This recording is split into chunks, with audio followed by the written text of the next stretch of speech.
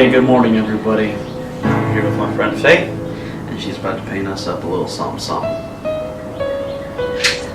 Hey everybody, thank you so much for joining us this Sunday morning. I can't wait to see what Faith has in school.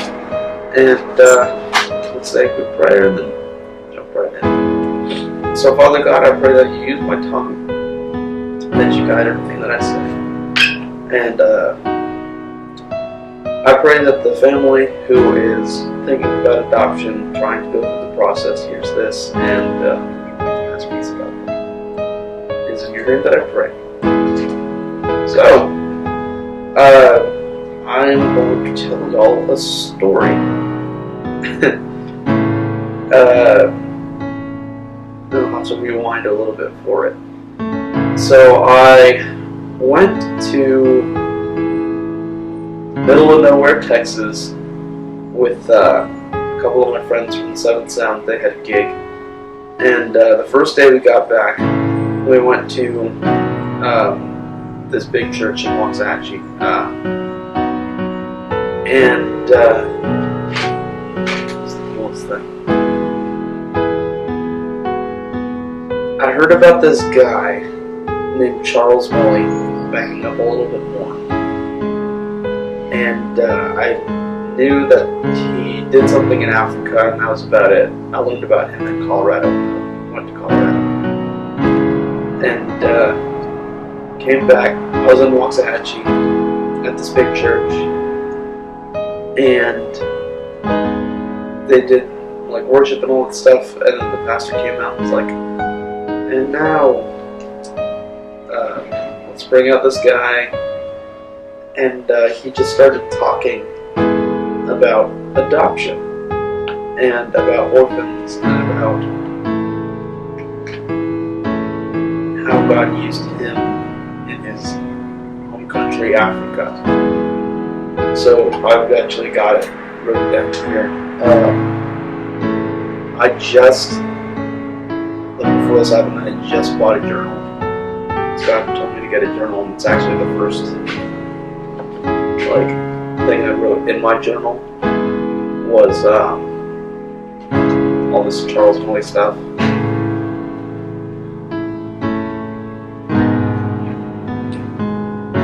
And just bringing back all this.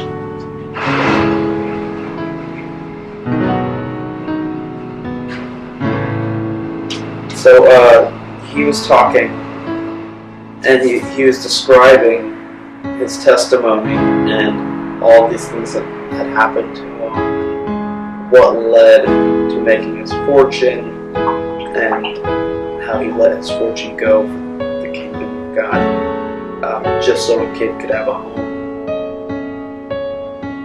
And it was... Sorry, I'm just a little lost for words. It was so incredible. And when he had finished speaking, I thought to myself, I just have to shake this guy's hand. I want to go say hello. I want to introduce myself. I'm just going to shake this guy's hand. And I expected him to just be swarmed by everybody, wanting to meet him, give him an encouraging word, ask him to elaborate about something. And only like 2 or 3 people actually got up and said hello. And I was kind of shocked by it.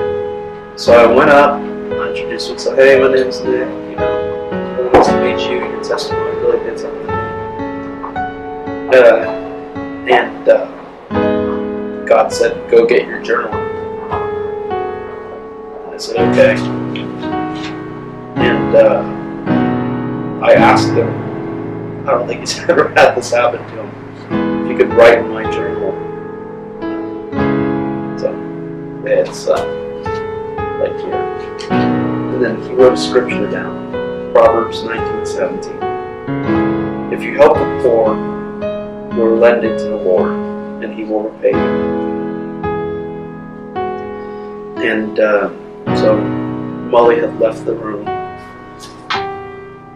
And the pastor came back up and said, we're gonna show this movie. This movie is one that describes Charlie Mann's life, the orphanage in Africa, and all these other things. And I thought to myself, I ain't leaving this building until this movie's done. I'm not moving. And like, my friend who was my ride just said, hey, I have to go do this, and this, because we just got back into town. His mom wanted to see him, and all this other stuff.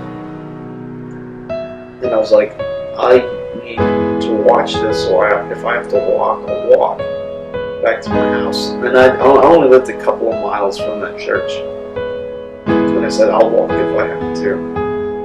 And then 2 other friends of mine stayed with me.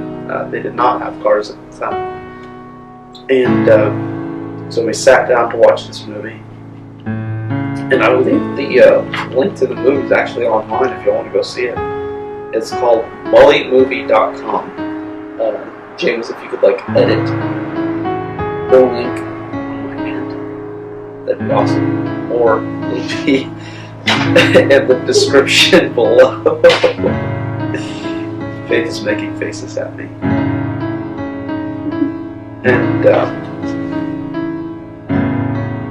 it went in describing how he made his fortune, and how he gave it up, and how he started bringing kids into his home just because he had a feeling like he needed to.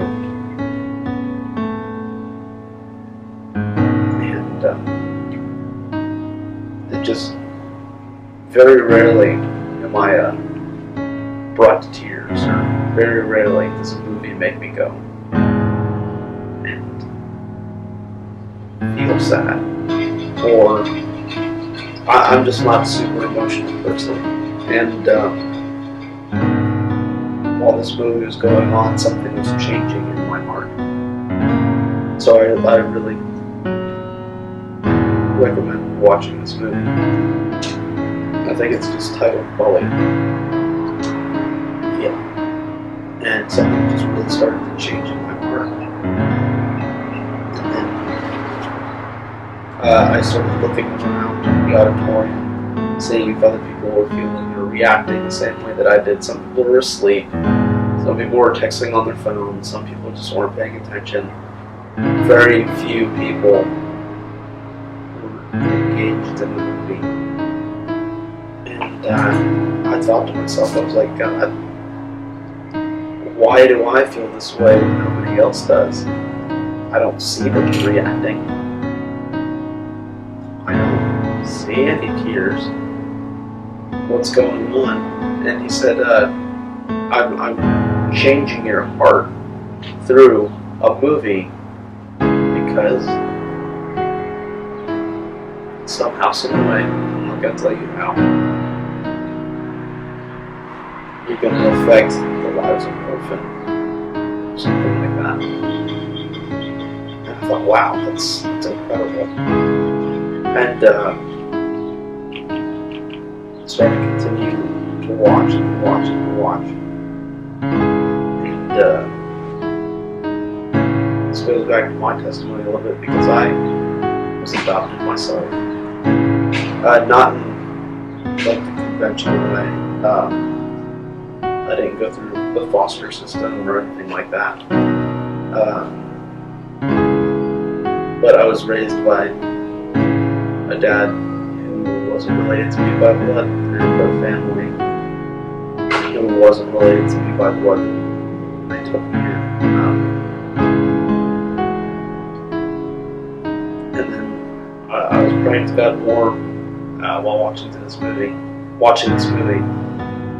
And I was like, God, send me to Africa. I'll do this. I'll go stay with Mully. I'll go do all this stuff. I mean, if that's really what you want, tell Mully, and I'll go. You have my yes. And then God said, Nick, why did Mully make such a big impact? And And I said, because he was super rich, and then he was not. And he said, no, he saw a problem in his backyard, and he decided to do something about it. And I was like, okay, what's the problem in my backyard? He said, there's still, in Africa, there's still stuff that's bad. There's still kids who are suffering and all that stuff. But there's also kids, I live in Ellis County, there's still kids in Ellis County who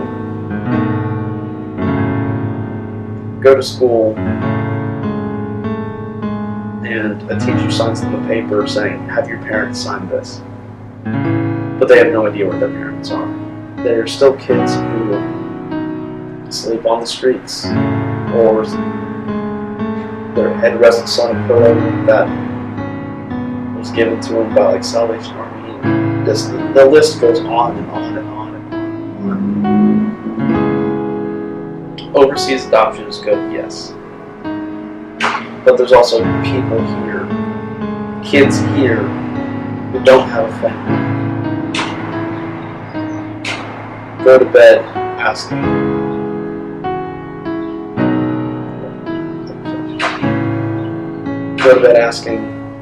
why is this happening to me? Where's my family?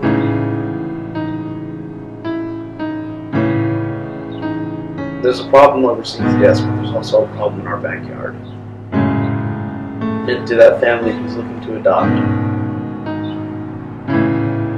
don't disregard the people that are.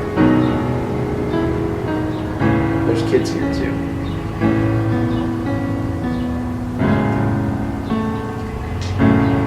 So, thank y'all very much for hopping on this Sunday morning coffee video.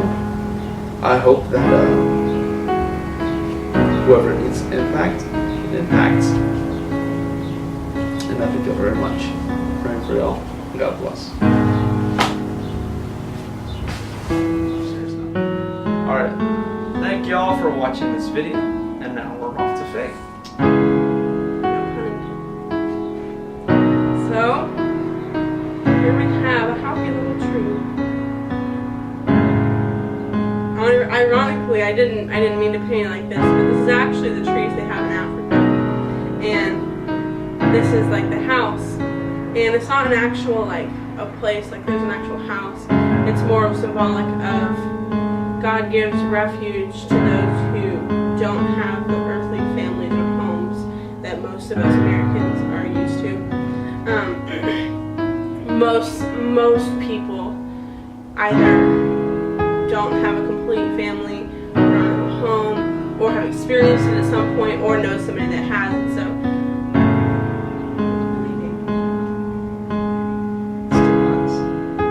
So yeah, it really it's just symbolic of the Lord giving the sense of family and belonging to the people that don't get to experience that in the actual physical family setting. So yeah, there's the tree, it's bleeding, and it's awesome. Yes. So, from all of us here at Sunday Morning Coffee, thanks, and we'll see y'all later. James, press the button! In case you were dying to hear my comedic genius,